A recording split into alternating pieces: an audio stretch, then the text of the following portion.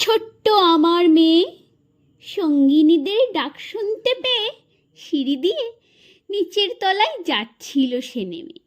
অন্ধকারে ভয়ে ভয়ে থেমে থেমে হাতে ছিল প্রদীপখানি, আঁচল দিয়ে আড়াল করে চলছিল সাবধানী।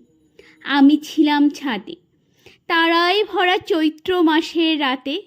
হঠাৎ মেয়ের কান্না শুনে উঠে দেখতে গেলুম ছুটে। সিঁড়ির মধ্যে যেতে যেতে প্রদীপটা তার নিভে গেছে বাতাসেতে। সুধাই তারে, কি হয়েছে বামি? সে কেঁদে কয় নিচ থেকে, হারিয়ে গেছি আমি। তারাই ভরা চৈত্র মাসের রাতে ফিরে গিয়ে ছাতে আমার বামির মতোই যেন অমনিকে এক মেয়ে। নীলাম্বরের আঁচলখানি ঘিরে দীপশিখাটি বাঁচিয়ে একা চলছে ধীরে ধীরে।